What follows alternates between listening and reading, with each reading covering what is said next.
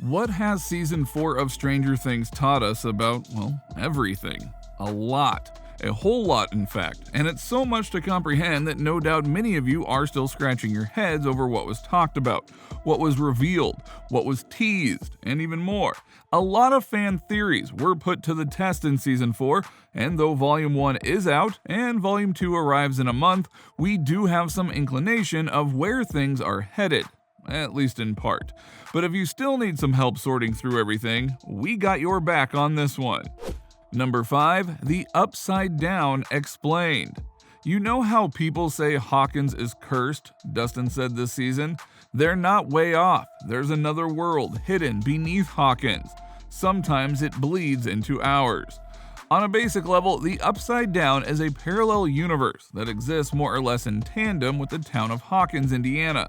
The roads, buildings, lakes, and pools in Hawkins also exist there. And at least until this season, when Nancy Wheeler, Natalia Dyer, discovers that time in the Upside Down appears to be frozen on November 6, 1983. The date that Will first disappeared. The physicality of the dimension seems to have kept abreast with reality. Will built a shack he dubbed Castle Byers in the woods behind his real Hawkins home, and it's there that he hides out when he finds himself on the other side in Season 1. The big difference between real Hawkins and Upside Down Hawkins, apart from the grayscale coloration and a perpetual crackling red thunderstorm, is that none of the living creatures of Hawkins are present in the Upside Down.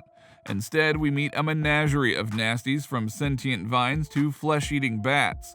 They seem to be connected, as Nancy points out this season when she cautions Eddie, the freak Munson, Joseph Quinn of one of Season 4's new cast members, to avoid stepping on any vines.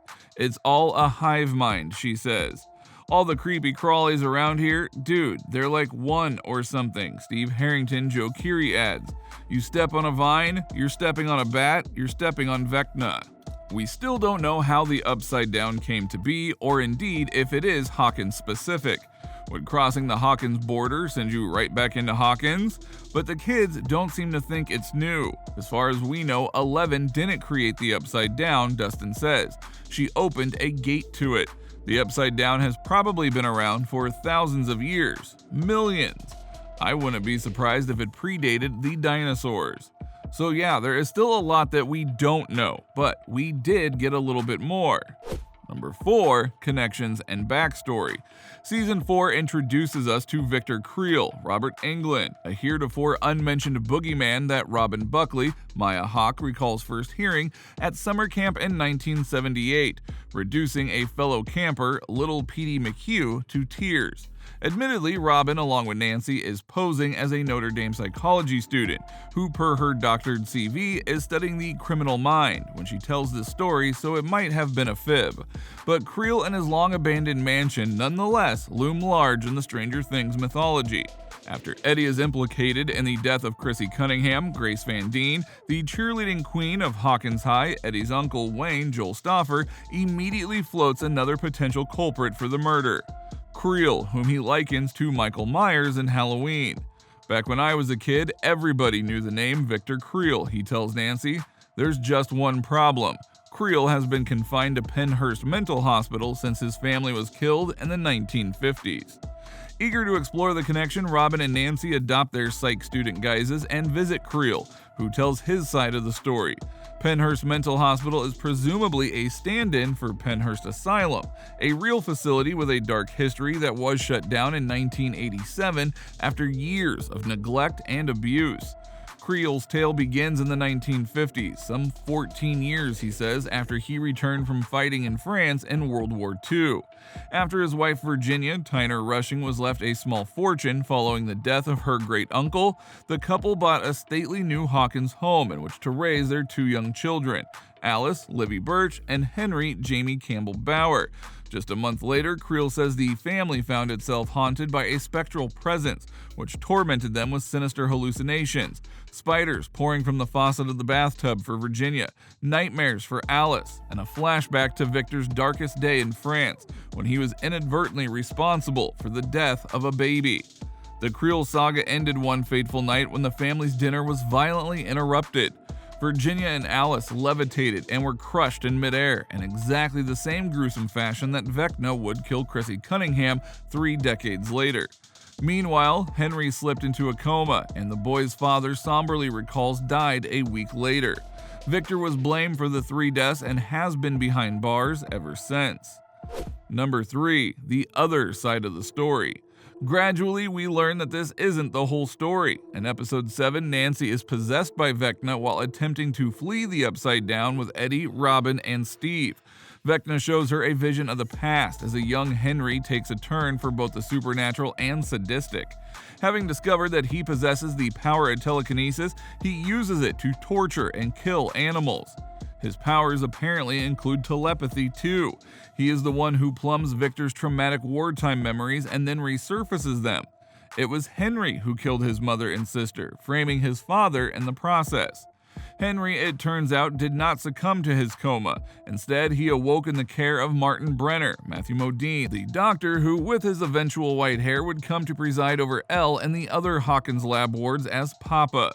In time, Henry changed his name to Peter Ballard, serving first as Brenner's inaugural telekinesis guinea pig, aka 001. Years later, Ballard became Brenner's adult lab assistant and helped train the other children, including 11, who were brought to the lab to develop their supernatural abilities, though the kids are unaware of his abilities or former trainee status. Why Hawkins, though? Well, Brenner was desperate to recreate Creel's gifts. Creel, by then known as Ballard, tells Elle in a memory she recovers in a sensory deprivation chamber that she works in to regain the powers she lost fending off the Mind Flayer at the end of Season 3. For Brenner, this quest meant staying in Hawkins. In short, while the Upside Down might not be Hawkins specific, its collisions with the real world, from the Demogorgon to the Mind Flayer to Vecna and the creepy crawlies, many appearances around town, they all seem to happen for the simple reason that Virginia Creel's great uncle up and died, and her husband found a house that he liked in Hawkins. Number 2. Vecna. Elle is inadvertently the final piece of the puzzle and why all the gloom and doom has come to Hawkins. It's revealed in episode 7 that Ballard duped her into removing a chip he had embedded in his neck. Your papa calls it soteria, he told her. It weakens me. It tracks me. After its removal, Ballard regained, to Elle's great surprise, his original supernatural abilities, which he promptly used to slaughter nearly everyone in the Hawkins lab, including all the other telekinetic children. Horrified, Elle struck back, but she didn't simply kill him. We see him disintegrate, forming what seems to be the very first gate, what Steve separately calls the Mama Gate to the Upside Down. Ballard falls through, where he swiftly transforms into Vecna, taking up residence in the Upside Down version of his family's abandoned home. Number 1. The 5-star General. We also get to see the Hawkins crew put together some of the strings of the Upside Down. Mainly, the Mind Flayer really has been behind everything. It's just that it's been using others to do his bidding in one form or another. The Demogorgon is the foot soldier, and then Vecna is the 5-star general due to his powers. And while this may not help them at present, there is still time to figure out how to take them all down, or die trying in the attempt.